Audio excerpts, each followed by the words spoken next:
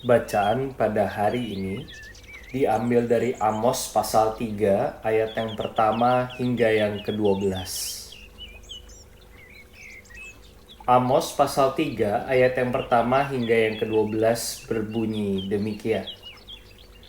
Dengarlah firman ini yang diucapkan Tuhan tentang kamu, hai orang Israel, tentang segenap kaum yang telah kutuntun keluar dari tanah Mesir. Bunyinya, hanya kamu yang kukenal dari segala kaum di muka bumi.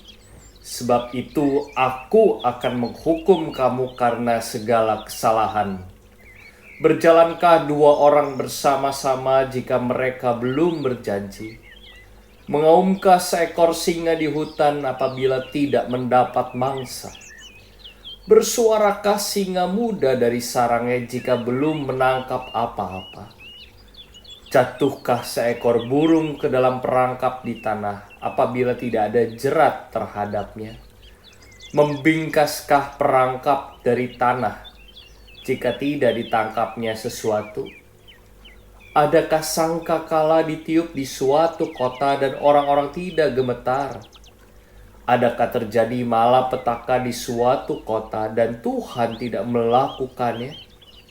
Sungguh, Tuhan Allah tidak berbuat sesuatu tanpa menyatakan keputusannya kepada hamba-hambanya para nabi. Singa telah mengaum, siapakah yang tidak takut? Tuhan Allah telah berfirman, siapakah yang tidak bernubuat? Siarkanlah di dalam puri di Asyur dan di dalam puri di tanah Mesir serta katakan, berkumpullah di gunung-gunung dekat Samaria, dan pandanglah kekacauan besar yang ada di tengah-tengahnya dan pemerasan yang ada di kota itu. Mereka tidak tahu berbuat jujur, demikianlah firman Tuhan. Mereka itu yang menimbun kekerasan dan aniaya di dalam purinya. Sebab itu beginilah firman Tuhan Allah. Musuh akan ada di sekeliling negeri. Kekuatanmu akan ditanggalkannya daripadamu dan purimu akan dijarahi.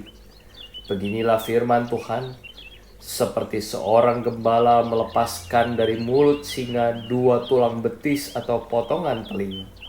Demikianlah orang Israel yang diam di Samaria akan dilepaskan, seperti sebagian dari katil dan seperti sepenggal dari kaki balai-balai.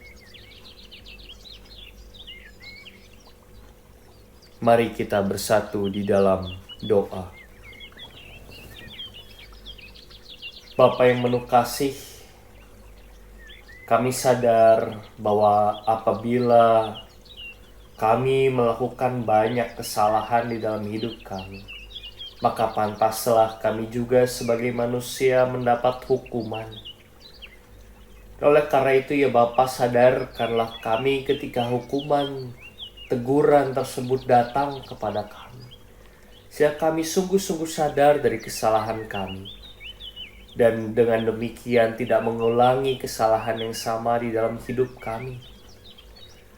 Dan oleh karena itu ya Bapa, bentuklah kami seturut kehendak-Mu, karena kami adalah bejana-bejana yang siap Engkau bentuk.